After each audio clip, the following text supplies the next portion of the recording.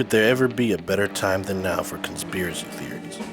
With a non-stop stream of 24/7 information, we have credible and anonymous voices from all directions, drowning us in an escalating flood of intriguingly detailed, extravagant bullshit.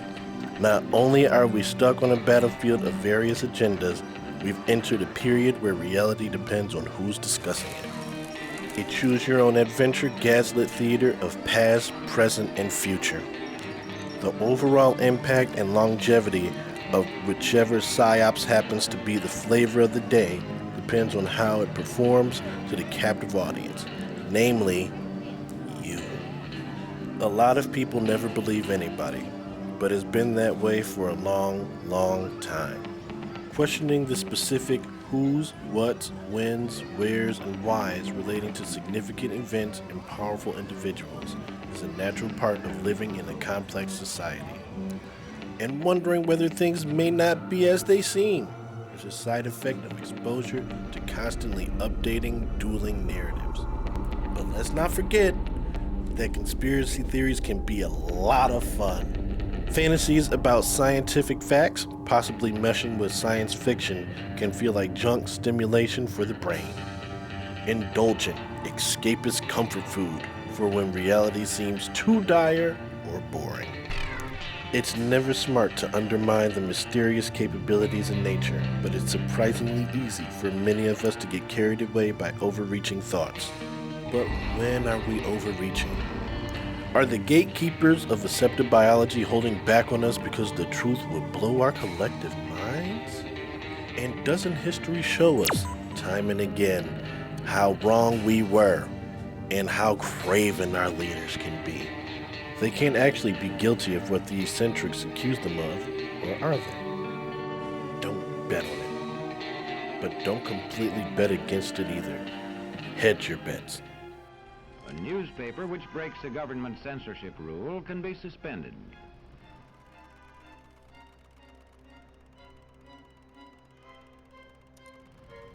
I thought I told you to kill that story. It'll cost us a lot of advertising. If that story goes out, I quit. All right. Young people cannot be trusted to form their own opinions. This business about open-mindedness is nonsense. It's a waste of time trying to teach students who think for themselves. It's our job to tell them. How can you ask such a question? Have you got a textbook? Yes, ma'am. Does it say here that our law courts are always just? Yes, ma'am. Then how dare you question the fact? Sit down. And so we aren't surprised when... But it must be true. I saw it in this book right here. As the age of information and deception continues on, one of the most important skills of the 21st century will be the ability, on an individual level, to intuitively distinguish between statements that are true, statements that are false, and statements that are a mixture of facts with nonsense. This doesn't sound very appealing, but it's obvious that this will become a necessity in order for societies to stay relatively cohesive. Through experience in dealing with mass-scale disinformation, hopefully we'll have a sense for what appears and sounds to be suspiciously convenient. Who needs or wants funding, which areas are financial targets, and a general idea of how those machinations are carried out. Sure, it's possible that some fancy-pants elite cult is pulling shenanigans in order to appease their evil god. But when extraordinary political events take place, it more than likely involves pushing socio-cultural ideals. And you can be certain that it involves economics in some capacity. Automatically assuming financial agendas seems cynical, but we all know what makes the world go round, don't we? We're at a point where the fine line between the real world and Black Mirror is getting blurrier. So you'll have to find your own way through two mazes simultaneously. Your brick and mortar physical life, as well as your other life.